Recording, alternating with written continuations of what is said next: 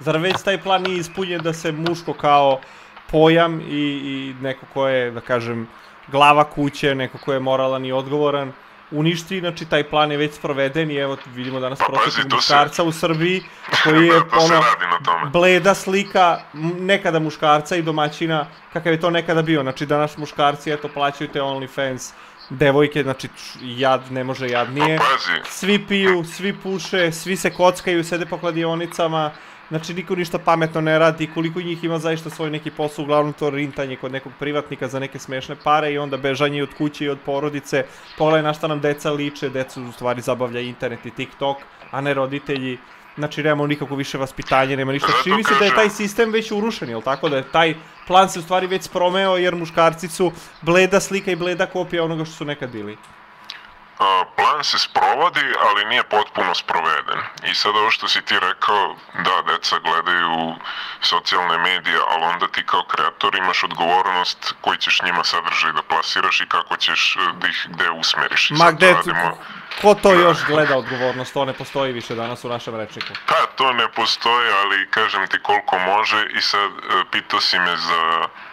Sad da ne skrenem s teme šta si me beše pitao, jao. Za muškarce, znači taj plan, muškarci su već uništeni kao pojam, jel tako? Pazi, kao pojava. Znači...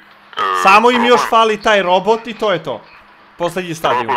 Problem toga je što taj plan nije prošao, oni taj plan ne obavljaju samo ovako da su oni pustili neku reklamu, da su promenili na fakultetima, osnovnim, srednjim školama obrazovanja roditelja A, roditelj B, umjesto da bude otac i majka, jel tako? Znači, to je urađeno i što se promovišu LGBTQIA+, izvinjavam se ako sam zaboravio nekog, ono dodaju slova, brate, svake godine.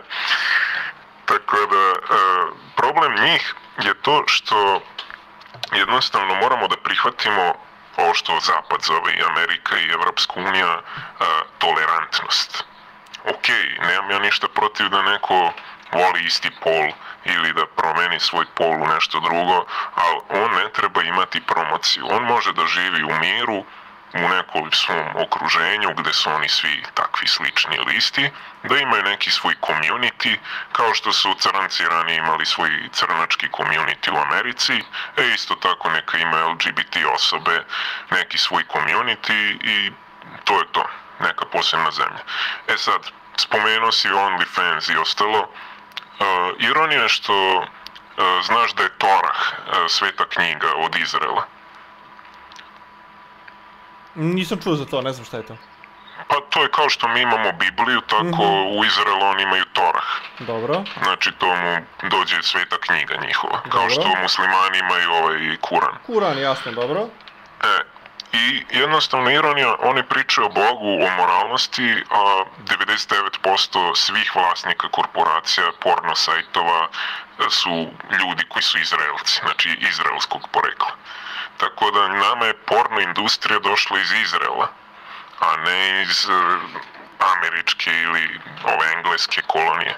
Tako da praktički Izraelci pokušavaju da vladaju Amerikom, jer oni jak mnogo lobi imaju i utiču na Ameriku. Ali opet je, zar nije odluka da li će se to koristiti ili ne na samom čoveku? Neko mi se čini šta god loše dođe, ljudi brže bolje pohrle ka tome, jel tako? Znači, ne tera tebe niko da ti to koristiš, ali to je jeste i nije, ali to je zloupotreba gena. Znači, to je kao ti detetu da daješ lizalicu, znaš da je šećer loš ili šta se dešava, znači dete to ne zna. Isto tako i oni. Oni koriste programiranje socijalno, a ljudi ne znaju šta je to. I onda jednostavno oni predvide njihovu reakciju, već znaju kako bi neko odreagovao na neki način entertainmenta ili zabave i to je to. A dodatno uništavaju tako što putem hrane smanjuju ti muški hormon testosteron preko vazduha što zaprašuju, znači imaš razne teške metale, pa onda ne može da ti radi hipofiza kako treba, pa ne možeš ni da lučiš ako imaš nešto, razumeš?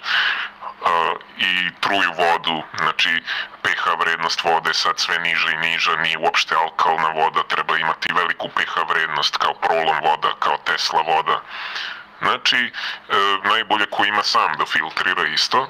Znači, mi nismo u ratu samo medijski, mi smo i biološki u ratu jer koliko će neko biti muško zavisi od i detinjstva i porodice i veza koji su imali, kako su oni doživeli žensko, znači šta je žensko za njih, znači pre svega to treba, znači porodica da objasni šta je žena uopšte, koja je njena uloga. Da li ona samo neka lutka koja se menja, da li ona zapravo pomoćnik čoveku koji omogućava da čovek bude jači i sve postigne, neka motivacija. Znači sve je to bitno, razumeš?